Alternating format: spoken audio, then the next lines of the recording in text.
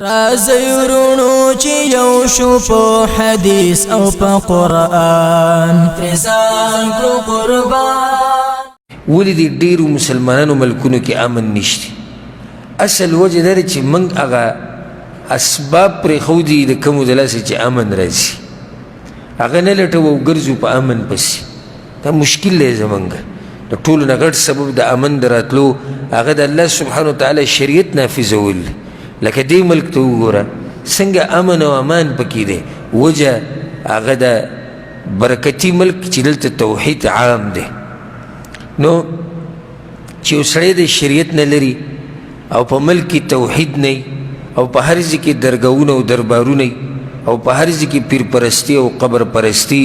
او پا ہر ذکی دا صوفیان او دا مذہبو نئی او پا ہر ذکی بریلیان او شیعگان او ہر یو تا زائدی نو سنگ با امن راشی پا آغا علاقہ کی دا امن در اطلو لار الذین آمنوا ولم يلبسوا ایمانهم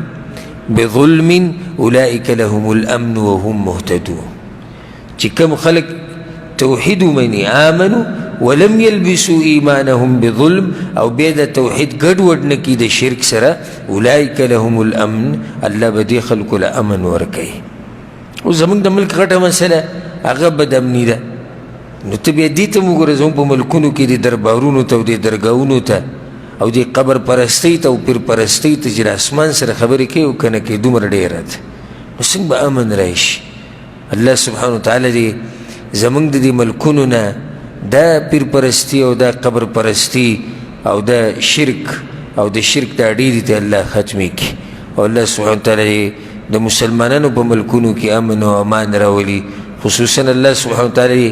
سعودی عرب کی دا امن و امان قائم و دائم لری. اور اللہ سبحانه وتعالی زمان ملک پاکستان کی او درشان پا افغانستان کی دا اللہ امن و امان راولی علتا چکم بدامنی دا اللہ سبحانه وتعالی دی آغا ختم کی او علتا چکم غریبی او فقر دے